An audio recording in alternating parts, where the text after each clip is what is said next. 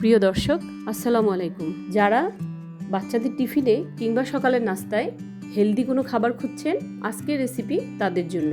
আজকে আপনাদের তৈরি করে দেখাবো অত্যন্ত সুস্বাদু একটি প্যানকেকের রেসিপি, যা খুব সাধারণভাবে আমি দেখানোর চেষ্টা করেছি।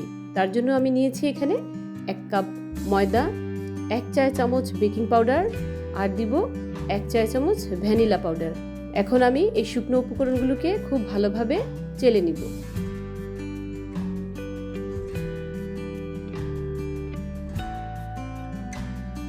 নিয়ে নিচ্ছি ডিম। আমি এখানে 2টা ডিমের সাদা অংশটা নিয়েছি। ডিমের সাদা অংশটাকে একটি বিটার মেশিন দিয়ে খুব ভালোভাবে বিট করে নিতে হবে। আর দিয়ে দিব 2 টেবিল চামচ চিনি। চিনি আমি খুব কম ব্যবহার করেছি এজন্য, কারণ আমি এটা পরে মধু দিয়ে সার্ভ করব।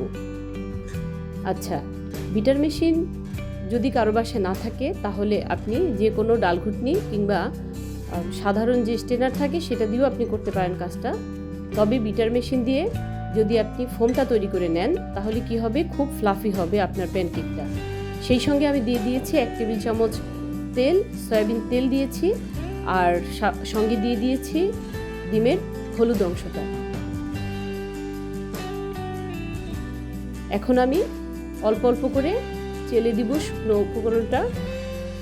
অল্প অল্প করে দিব, একসঙ্গে সবগুলো শুকনো উপকরণ দিয়ে দিব না। আর একটা বিটার মেশিনের কাঁটা রেখেছি এটা মিক্সড করার জন্য। আচ্ছা, এই মিক্সিংয়ের কাজটা অবশ্যই হালকা হাতে করতে হবে, মানে আস্তে ধীরে করতে হবে। যেহেতু ভিডিওটা অনেক বড় হয়ে যাবে, তাই আমি টেনে দিয়েছি। কিন্তু আমি অফ স্ক্রিনে এই কাজটা খুব আলতোভাবে করেছি, যেন ফোমটা নষ্ট না হয়ে যায়। আচ্ছা, এখানে একটা কথা বলি, যে কোনো কেকের ক্ষেত্রে কিন্তু বিটার মেশিনে ফোমটা তৈরি করা খুব জরুরি, কারণ ফোমটা তৈরি করলে কেকগুলো খেতে কিন্তু খুবই মজা হয়। আচ্ছা, চুলায় আমি একটি প্যান আগে বসিয়ে রেখেছিলাম। প্যানটা যখন গরম হয়ে এসেছে, তখন 1/3 কাপ করে আমি দিয়ে দিলাম। যে কোনো একটি কাপ বা বড় একটি চামচের সাহায্যও দিতে পারেন। 1/3 কাপ করে দিয়েছি এজন্য যেন প্রত্যেকটা প্যানকেক আমার সমান হয়। এই 1 মিনিট পরেই উপরের অংশটা যখন হয়ে যাবে এরকম জালি জালি যুক্ত, তখন আমি এটাকে আবার আরেকবার উল্টিয়ে দিব।